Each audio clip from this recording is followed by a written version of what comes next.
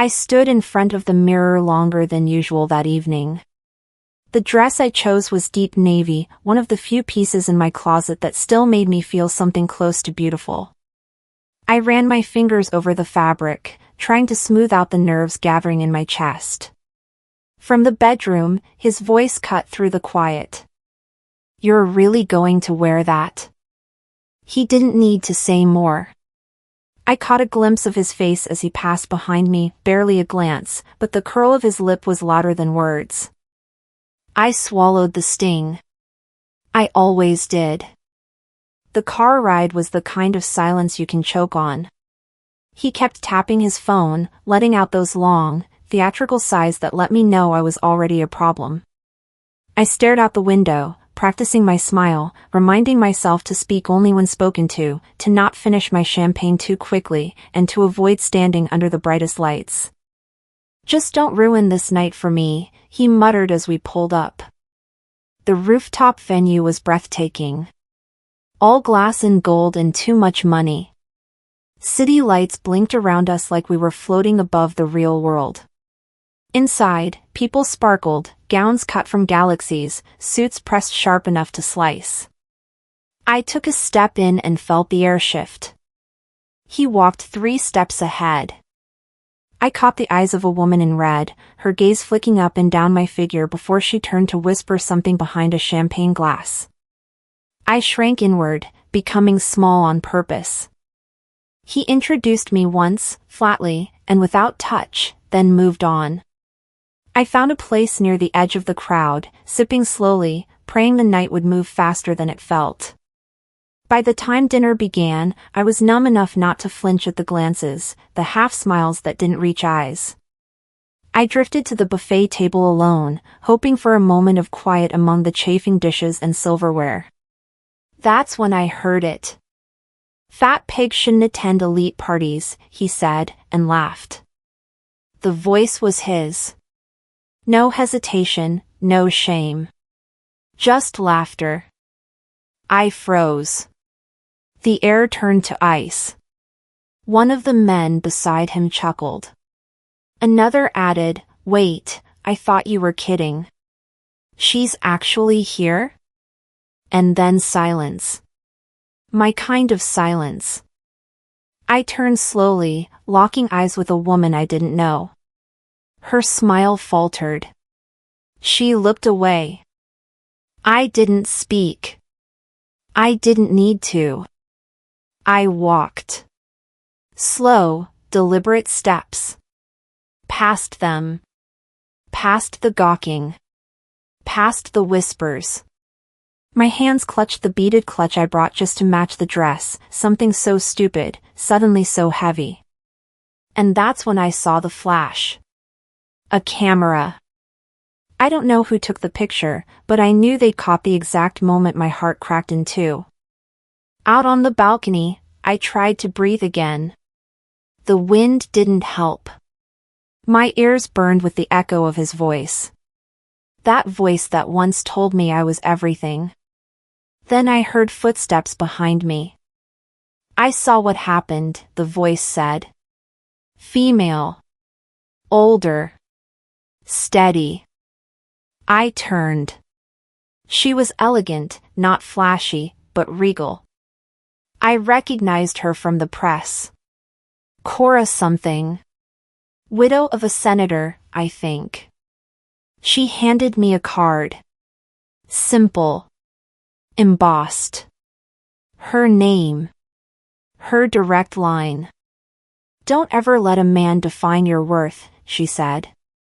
I nodded, throat thick, not trusting myself to speak. You call me on Monday. Promise me that. You deserve better. Much better. There was something behind her eyes, something more than kindness. Knowledge. What do you mean?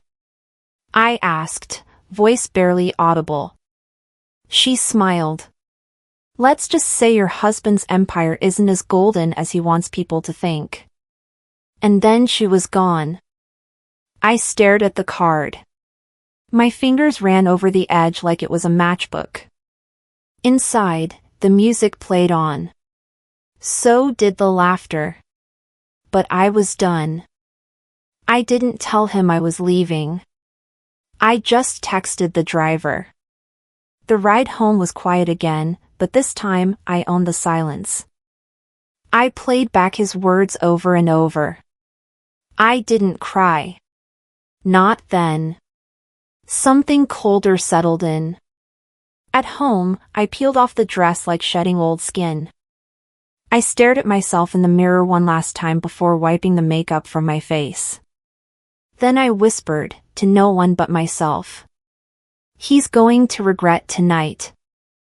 I woke to silence.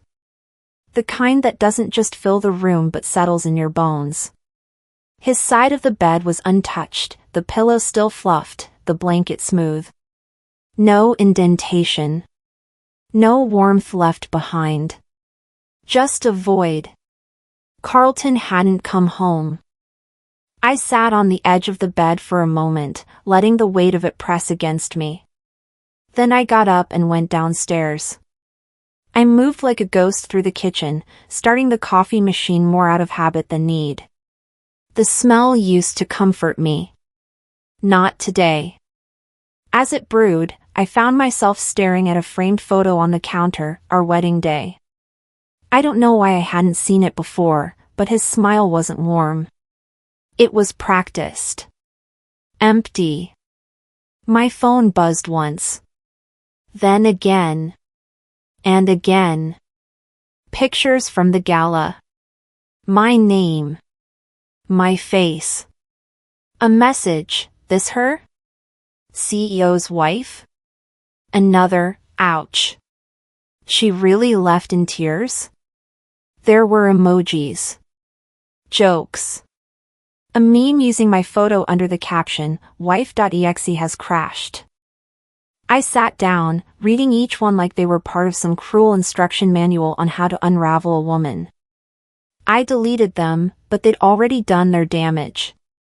It was close to 10 when I heard the garage door. I didn't move. He walked in smelling like cologne and leftover whiskey, his tie undone, expression casual, like nothing had happened. Well, he said, shrugging off his coat, you really couldn't handle one simple night, could you? I didn't respond at first. Just watched him as he moved through the room like he owned it and everything in it, including me. You know what you said last night? I asked quietly. He looked up with a smirk. You're still on that? You called me a fat pig. In public. He chuckled. You're too sensitive. Everyone knew it was a joke. God, you always twist things. That's when it hit me. He wasn't sorry. Not even close. He was rewriting it, erasing it, blaming me. Like he had so many times before. You walked out, he added, you humiliated me. Do you realize what kind of damage that does to a man in my position? I stood there, letting him talk, watching his words pile up like trash at my feet. It wasn't about what he said. It was that he believed he could say it and get away with it. Again. He poured himself coffee like he earned it. I said nothing. But I knew. This wasn't miscommunication. This was a pattern. By early afternoon, I got the email. The subject line read, "Is this you?" Attached was the photo of me, on the balcony, eyes red, shoulders tense, mascara barely hanging on.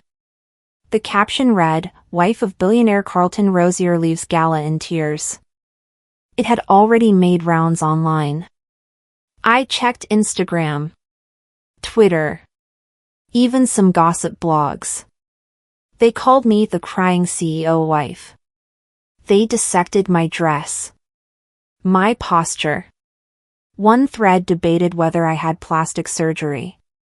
Then my phone rang. Unknown number. I let it go to voicemail. It rang again. This time, I picked up. Don't panic, said Cora. Calm. Measured. You need to know something. I stepped outside onto the back patio. Go on. The photo leak? It didn't just happen. Someone inside Carlton's firm sent it out. Right after your departure. It was calculated. Calculated? Yes. To bury a report. There's a pending story about financial fraud, hush money payments, offshore accounts. Your exit became the smoke bomb. I sat down slowly. So my humiliation was convenient. She didn't deny it. You're part of the cover-up, unwillingly. You didn't just get embarrassed. You got used. I looked at the pool. Still. Quiet. I had never felt more exposed. Cora's voice softened. Meet me tomorrow. I'll show you what I know. But don't tell him. When I hung up, I just sat there. Eventually, I walked the house. Room by room. Trophy by trophy. Everything screamed success, but not a single thing whispered love. It was a showroom, not a home. I passed the bar and poured a glass of wine. Not to drink. Just to feel something solid in my hand. I stared at it. Then I smashed it into the sink. Glass everywhere. And for the first time in years, the sound felt right. No more silence, I whispered. Back in the office, I pulled out my laptop. I still had access to some of his business accounts. Just enough. I dug. There it was.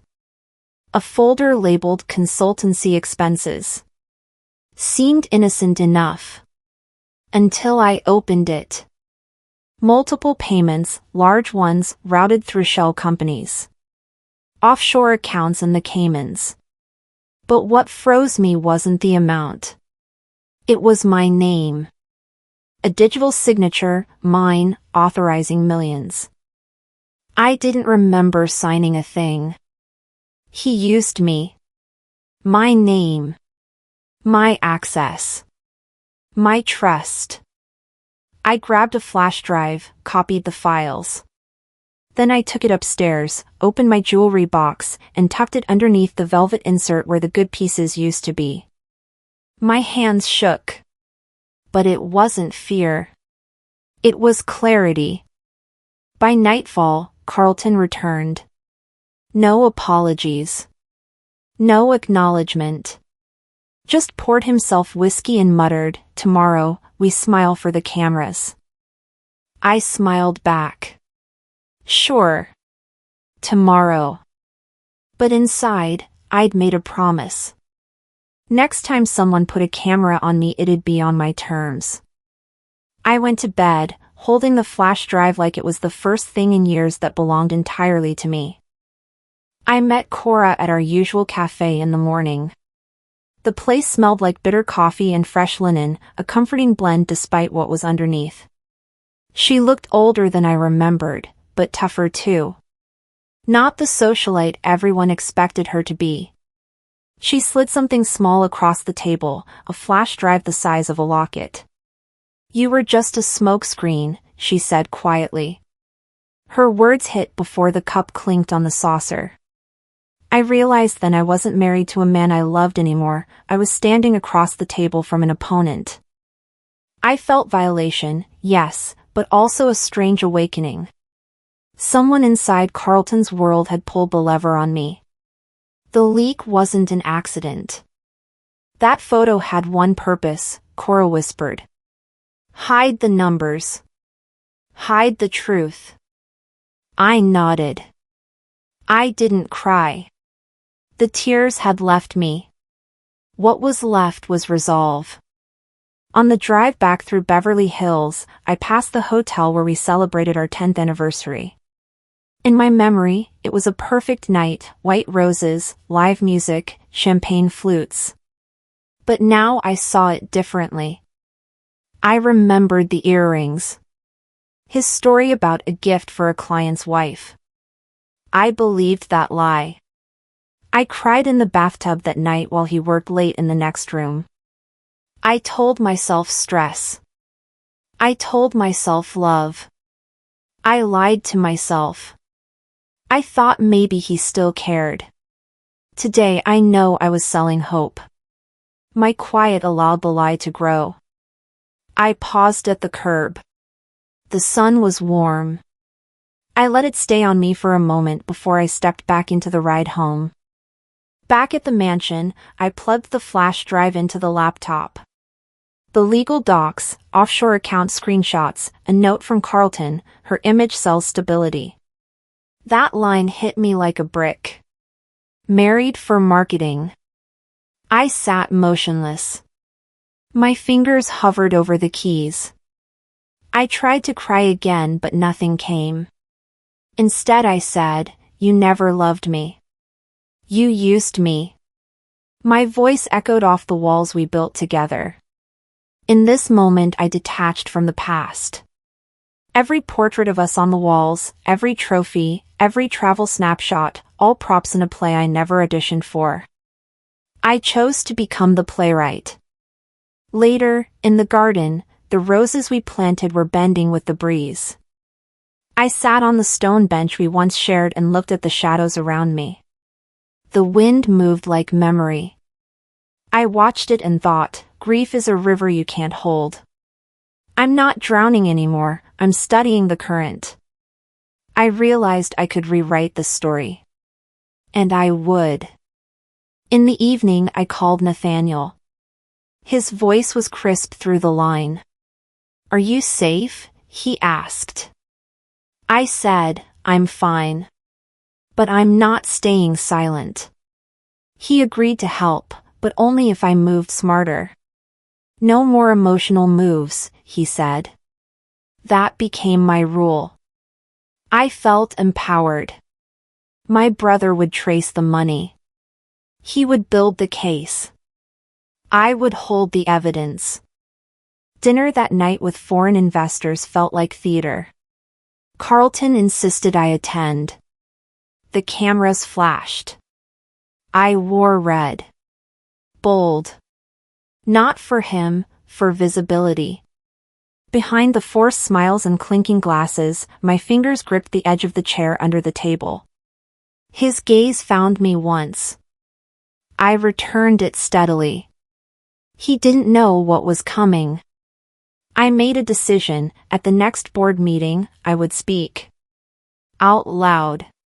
Publicly. I stepped into the glass-fronted lobby of Carlton Group's headquarters at exactly 2 o'clock. The receptionists glanced at me as if I didn't belong, lingering glances more cutting than any insult. My husband's company building gleamed with power, but I felt like an outsider again. I clutched my briefcase as though it were armor. The assistant handed me a folder, but she slipped a USB into my palm before I could even ask. My pulse hammered. I left the building with the drive hidden in my clutch, and in the car I plugged it in. The recording played, Carlton discussing minority partners, voices hushed, strategy cold. I breathed in sharply. This was the currency he traded in, power disguised as stability. I held truth now. It wasn't about revenge, it was about reclaiming what was mine. That evening I sat alone in our living room, the shadows long and silent. I dialed Jolene's number. She picked up on the second ring. "We have to be careful," she said. The warning stung, not because I feared her, but because it reminded me how isolated I had chosen to be. I told her about the recording. She listened. Then she asked, "Are you ready to move?" I paused. Then I said, "I've already started." I replaced the USB in its hiding place. I locked the drawer. I sat up later into the night, listening to silence. For the first time, the quiet didn't bother me. It felt like a countdown. News broke around midday that our largest investor was pulling out. I saw the alerts flick on my phone. Phones ringing in empty offices. Cars leaving reserved parking. The company's facade was cracking. I found myself at the COO's empty desk, files strewn open, a memo reading Sterling's role, IRC transfer with Carlton's name nowhere to be found. The empire built on his image, now vulnerable because someone inside made a mistake, or someone knew how to exploit it. I breathed in the chaos and realized, this is how it happens. One crack at a time. I whispered to the walls, now we see how deep the cracks go. By 5 I had moved into strategy mode. I opened my laptop and typed out a draft press release, facts only. No emotion. I reread Cora's message again, let them hear by their own ears. I created a folder on my desktop titled Public Disclosure, when you poured bleach into my memory. I set the board meeting date, Friday, 9 a.m. headquarters. My voice felt steady. I told Nathaniel, this ends it. He replied, good. Just don't rush. At a charity dinner that evening I walked into a room of chandeliers and recognition plaques. Velda approached me, company patrons around her as though she owned the night. I held out my hand calmly. Her face registered surprise. I smiled. You may think I'm invisible, I said softly, but I collect shadows. Her eyes dropped. I added quietly, Friday. 9 a.m. boardroom. I'll ask the questions others won't let you hear. She didn't say a word. I turned and walked out into the night air, feeling the kind of empowerment I hadn't felt in years. Thursday morning came early. I woke at 4 and walked the garden path while the sky was still navy with pre-dawn light. The embroidered handkerchief, VR, sailed in the breeze.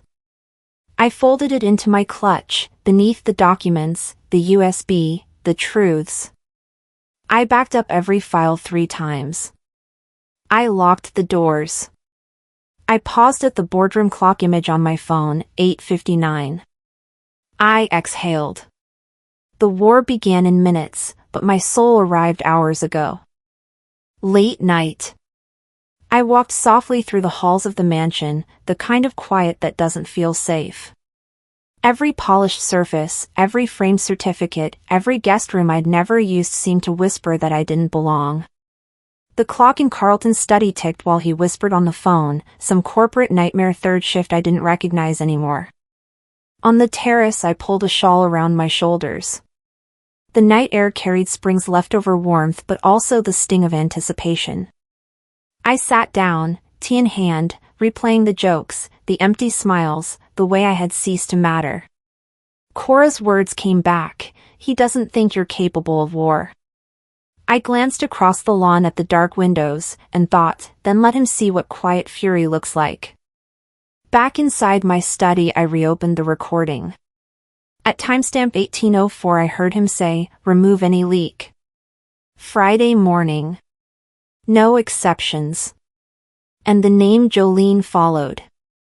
My heart stopped. This wasn't business talk. It was elimination. My throat tightened, but I refused to tremble. I dialed Jolene. She answered on the second ring. Her warning was immediate, Carlton has eyes everywhere, don't make a move yet. I placed the flash drive inside my clutch and pressed the side of my hand flat, steadying the surge inside me. I said, I'd rather lose you by distance than to fear you by silence. We hung up. My drawer locked. I exhaled, finally not running from the quiet. Hours later, around 2 in the morning, Carlton stepped into the study while I was finishing up. The tie undone, his gaze casual. He offered, after the deal closes, I'll take you somewhere nice. I watched his lips curve, the lie dressed in comfort. He touched my hand. Quiet. Soft. He said, everything I do is for us. My response floated, don't mistake quiet for agreement. I pulled my hand away. The words were quiet, but they landed loud. Before sunrise I left something on his desk, a handwritten note. I wrote, if you cross one more line, I'll burn every map you've ever drawn. Beside it the gala photo, the one where I wore the navy gown, tears brimming, a picture of humiliation. I added in my own shaky script, this is the last time I let you weaponize my silence. I walked back to the bedroom. My pulse calm. My heart guarded. I stepped into the walk-in closet before dawn, removed the large mirror we once admired. The glass shattered on the floor, not angrily, but deliberately. I collected the shards, each one reflecting a version of me I no longer needed, the perfect wife, the invisible partner, the smiling doll. I wrapped them in a velvet pouch and buried them in the garden soil under the roses we planted together. I watched the sky pale. I said aloud, I don't want revenge. I want reckoning. At 6 a.m., I was dressed and ready. Not a gown. A tailored suit Carlton hated. Hair tied back tight. Face bare of softness. I packed the flash drives, the documents, backups, the evidence I kept hidden. I sent Nathaniel one final message, it's game time. He replied with a thumbs-up emoji, but I felt more resolved than amused. I heard the shower running in the master bath. I picked up my bag and walked out. Without a word. He can take the stage tomorrow. I stepped into the hallway and let the door close behind me. I was done being a cameo in his story. I arrived at Carlton Group's headquarters precisely at 8:59. The marble floor beneath my heels reflected a world I once believed was mine. My suit fitted without apology. My hair tied back. I checked the packet in my bag, board agenda, financials, the USB tucked behind them. I stepped into the elevator and caught Velda's assistant's eyes just long enough to sense her surprise. A man at the desk muttered, she's really here like I hadn't been. I whispered to myself, not just present, accountable. The boardroom door opened at 9. Directors socialized over coffee, papers rustled, phones vibrated. I entered last and sat deliberately at the end of the table. Carlton's empty seat next to me was the first message. I glanced at the nameplate above, Mrs. Rosier, Associate.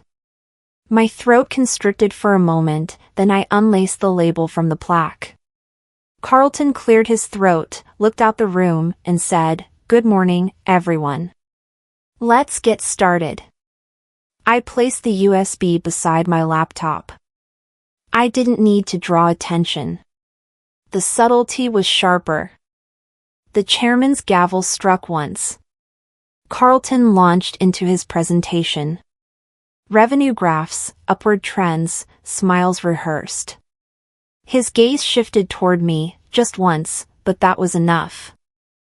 I rose to speak. Silence filled the room before the words escaped him, time doesn't allow. My heart stopped. I closed the laptop, slid it shut, slid the USB back into my clutch. The room froze. My silence roared louder than any argument I could muster, I'm not out of time. I'm built for this. When the main meeting adjourned, only the executives remained. I asked for the projector remote.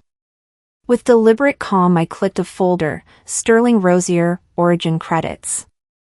The screen displayed charts of funds funneled in my name, memos describing me as unqualified spouse, my work erased in one sweep. Velda's grin died. The faces in the room drained of color. I stood up, cleared my throat, and said, every empire needs a story. Let's start with the one you stole. The next moments felt like slow motion, phones raised, whispers spread, the empire's facade cracking. I sat down. The spotlight shifted. Ms. Rosier, the chairman said, tone clipped. This is irregular. Carlton rose, composed. I took a breath. Let's talk ethics. I clicked the voice clip, Velda's laughter, cold, fixing the wife image.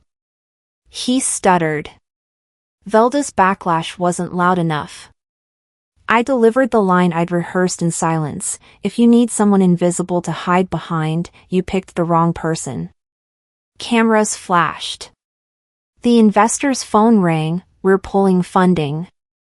I felt a hollow swell of triumph. Victory didn't roar. It cleared the air. I packed my bag, the USB still inside. I stood, collected. Carlton's eyes narrowed, but I didn't look away. In the hallway, Nathaniel caught up behind me. He whispered, "You were brilliant." I nodded. "You did most of the work," I replied softly. Outside the building, the sun glared off the glass facade. For the first time, I felt a warmth that came from inside. I locked the car, sent the text, "It's done." My reflection in the rearview mirror looked back at me, but now I saw her clearly. I stepped into the grand hall at 3 o'clock, the chandeliers blinking like stars over a crowd accustomed to adulation. We were at the gala Carlton insisted on, the room dressed in tuxedos, sequins, prestige. And there I stood, among high society, dressed in charcoal instead of the gown he wanted, feeling both visible and invisible all at once. I walked past the velvet rope and heard a whisper, "That's Mrs. Rosier." My heart clenched. I looked up at the display wall and did a double take. There were photographs of the founders of Carlton Group, his father, Weldon Rosier, his brother, the board members, and me? No. My face wasn't there. Instead, they listed external consultant in fine print, the title of someone hired and forgotten. My years of work turned into a footnote. When I reached his table, Carlton raised his glass with a practiced smile. I didn't raise my own. Instead, I handed him a card, simple, unembellished, Cora Living Trust, Forensic Division. The room quieted. He shifted, guests paused. I said, "You launched your image on my silence. I own that evidence now." The silence rippled until someone gasped. I pulled out the framed rooftop photo, Velda standing by the plaque swap. They registered it too, the theft of credit exposed. The murmur grew. Anger followed. I met Carlton's eyes and held his gaze. I sipped my champagne slowly. That's when things changed. Carlton's facade cracked. The chairman cleared his throat, called for explanation. I stood and clicked the slideshow. On the screen, fund charts in my name, memos dismissing me as unqualified spouse, the photo of credit stolen. A hush fell. I quoted Maya Angelou, "There is no greater agony than bearing an untold story inside you." I paused. The crowd leaned in. The empire's glow faltered. Victory didn't roar, but it circled, steady, honest, cold. At the end of the evening, I left quietly. Guests followed me with their phone cameras. On the terrace, Weldon caught up, "We're doing damage control." I shook my head, "You should have done truth control earlier." The skyline of Charlotte gleamed behind him. I touched the coat he ignored. I didn't come to shine. I came to reveal. I walked away as the wind tugged at my hair. My resolve settled like winter's calm after the storm. Back at our home, I wandered through the gallery of our memories, polished floors, grand portraits, our happy life framed like a show. Velda confronted me with a phone in hand, "You played your hand." I let her statement hover. "I changed the deck," I answered. She lunged, phones aimed, evidence spread. But I walked past her. My face calm, her mask cracked. I locked the door behind me not to hide, but to reflect. Late that night I sat by the fireplace, the velvet patch of shattered mirror shards in hand. Each piece symbolized a part of me buried under performance. I dropped them into the fire. Flames swallowed the shards. My phone buzzed, Carlton Group under investigation. Shares down 22%. I smiled softly. Some justice doesn't shout, it echoes. I took the shawl from the first chapter, embroidered VR on the corner, and whispered, I see you now.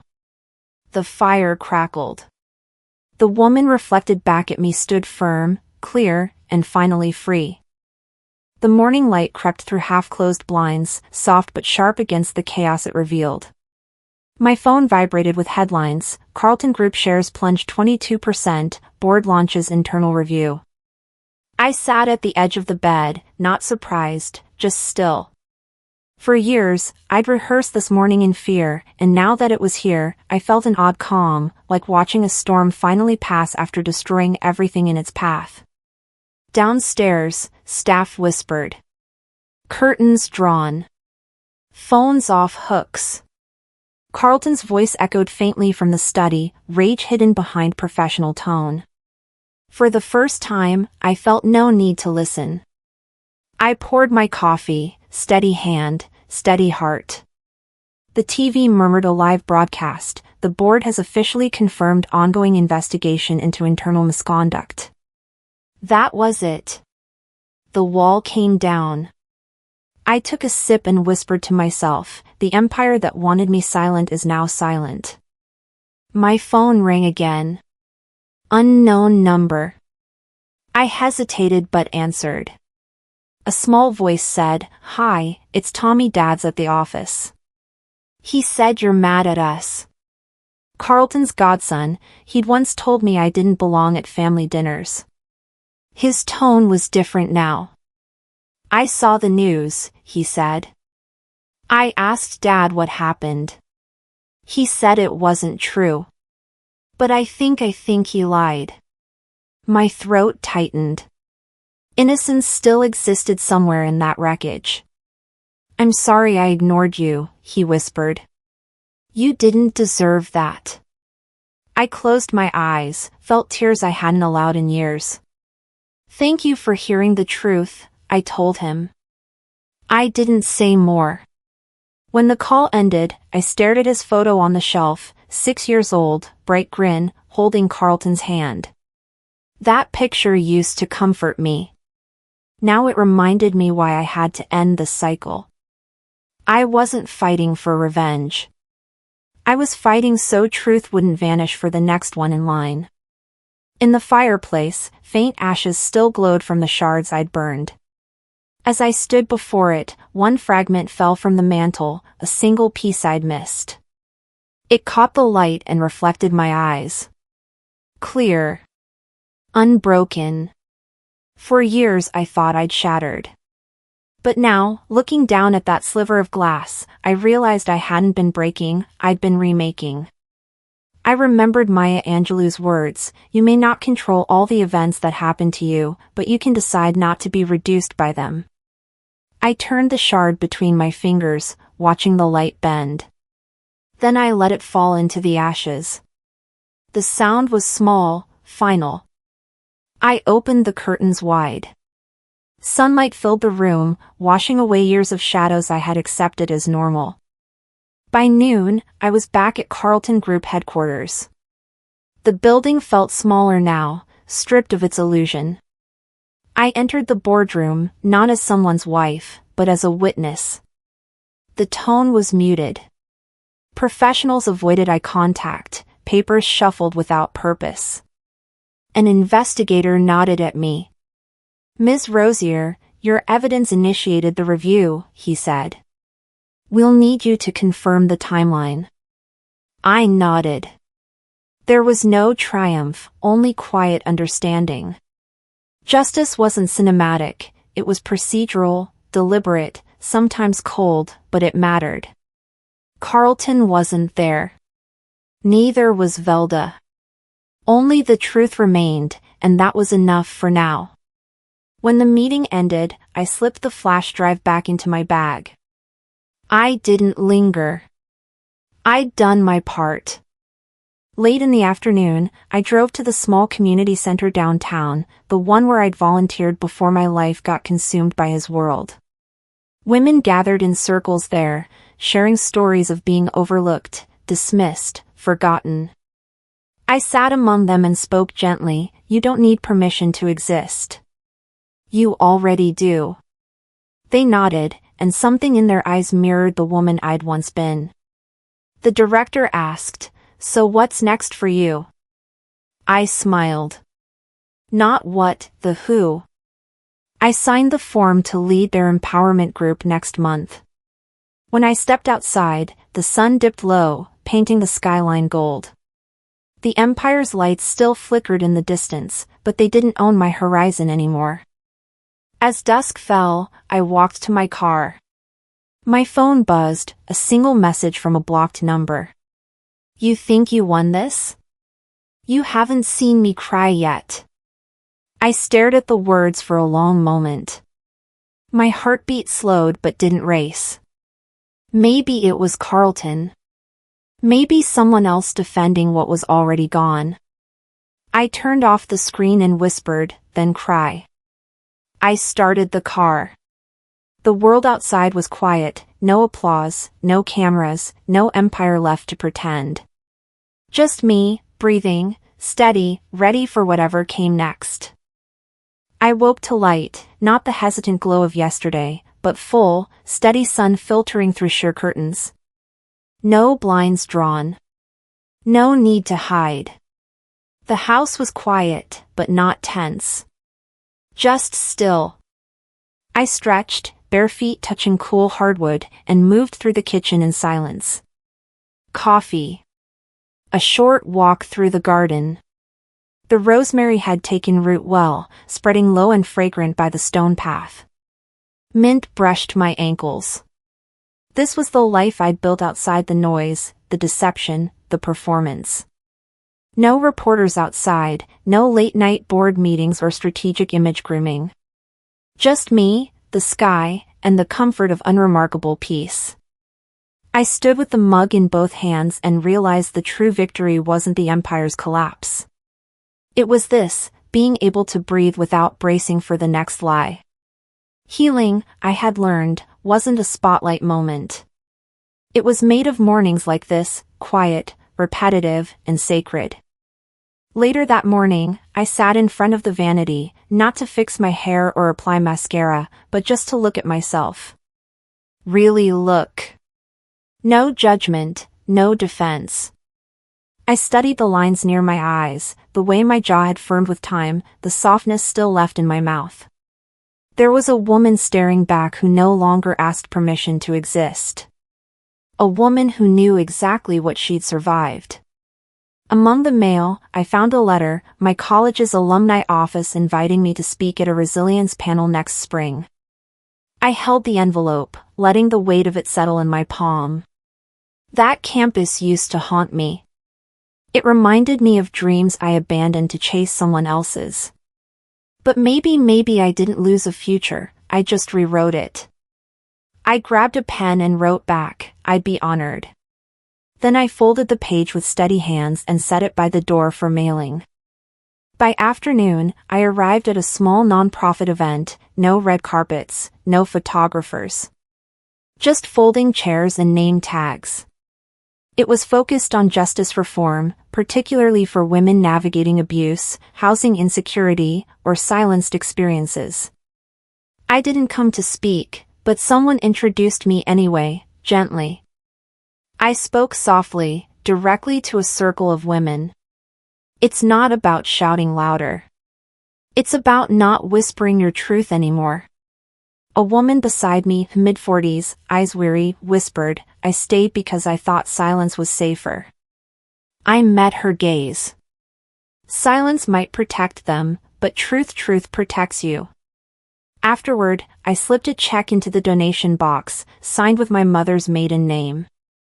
I didn't want credit. I just wanted continuity. I left with the hum of their stories in my chest. Real strength, I thought, is what you do when no one's clapping. Back home, the late sun stretched long shadows across the hallway as I opened a drawer I hadn't touched in years. Inside were letters, some written by me, some never sent. Some written to me, never opened. I sifted through them, slower than I expected. Among them, a card from my father. I hadn't remembered keeping it. The front was worn, the ink faded. Inside, just one line, no man should dim your light to make his shine brighter. My breath caught. He hadn't always said the right thing. But that sentence had arrived, even if late. I let the tears come, not out of sadness, but from relief. From being seen, even if only in hindsight. I carried the stack to the backyard fire pit. One by one, I let the pages burn, not out of anger, but because I was done carrying them. The wind took the ashes, and with them everything I no longer needed. I said quietly, I am whole. That evening, I hosted a small dinner. No pretense. Just a few friends. Dishes passed around a backyard table. Lights strung overhead swayed with the breeze. Laughter filled the gaps between clinks of forks and refills of wine. No one asked about Carlton. No one brought up the company. We talked about good recipes, weird neighbors, books we hadn't finished. A little girl, daughter of a friend, ran up with a flower and handed it to me. You look like a nice lady, she said. I crouched to her level and smiled. Some days, I even feel like one. The table burst out laughing. But it wasn't performative. It wasn't forced. This was life in its truest form. Connection, not built on wealth or image, but on survival and sincerity. That night, as we washed dishes together and passed around leftover pie, I knew I had built something unshakable. Hours later, when the last chair was folded and the string lights dimmed, I sat at my desk. Not the one Carlton once gifted me.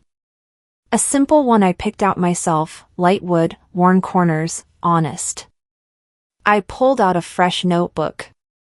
At the top of the page, I wrote the title, The Silence That Spoke First. I paused, pen tip resting just above the first line.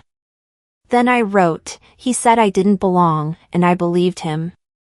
Until I didn't. I sat back. Exhaled. This story, once buried, was now mine to shape. Outside, the world slowed. No headlines. No threats. Just me, the words, and the weight I no longer carried.